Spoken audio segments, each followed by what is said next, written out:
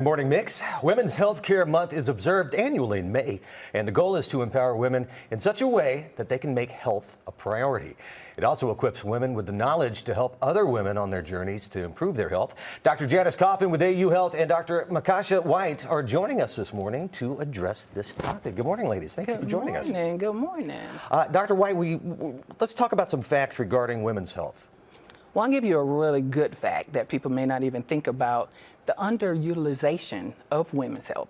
There are so many practicing sites in Augusta area alone that are underutilized. You would not believe the number of times that we hear, I haven't seen my my OBGYN in 20 years. Right. And I'm like, really? That is just amazing. So getting that education out to everyone to let them know that we are here and the access is available is invaluable.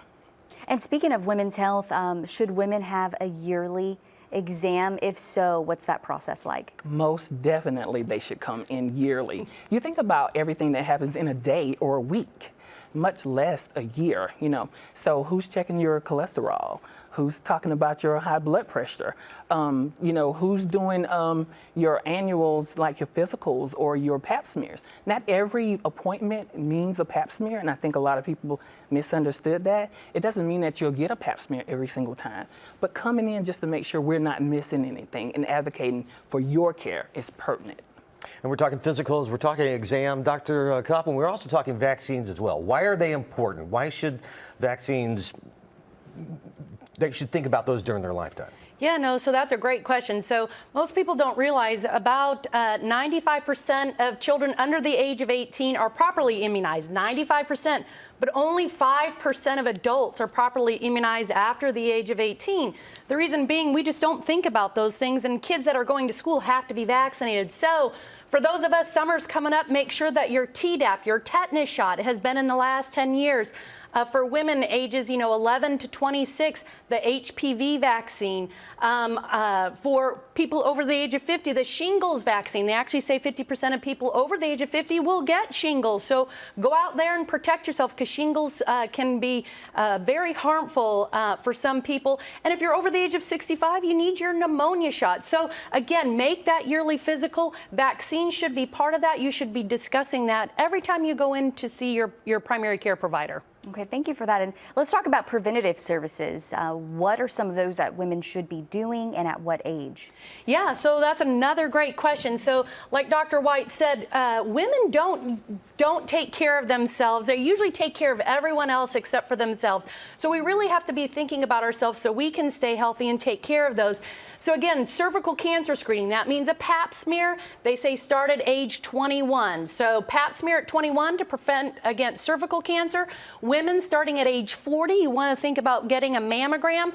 Now, if you have a strong family history, mother, father, brother, or sister, because men can get breast cancer too, if you have someone, you want to get screened 10 years prior to their diagnosis. But if you are of normal screening, start getting it at 40. Colorectal cancer screening to screen for colon cancer, starting now at age 45. So that number did drop from 50 to 45. That can either include a colonoscopy, Cologuard, or what's called the FIT test. Talk to your doctor about that. And then for women, if you are over age 65, Medicare will pay for a bone density screen to look for thinning of the bone, or what we call osteopenia or osteoporosis. So those are all the preventative things that we should be getting and that we should be thinking about. And again, talking to your either primary care or your GYN physician regarding that. And where can people go to get more information on this? Because that's a lot of information right there. Yeah, no, so Dr. White and I, we work at Augusta University, so augustahealth.org, just type in women's health.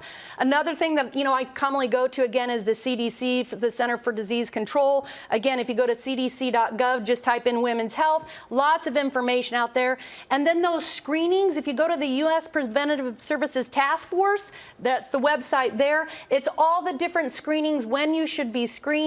And, I also talk to my patients about, they'll ask me, will my insurance pay for my colonoscopy or Cologuard? Reach out to your insurance company. If you know you're going in for your yearly physical, call them up. I'd like to get these things done. Is this covered by my insurance? So that when you come in, you know that those services are covered. Again, most preventative services are covered 100% by your insurance company, but you may want to reach out just in case before you go in to get that done. Okay.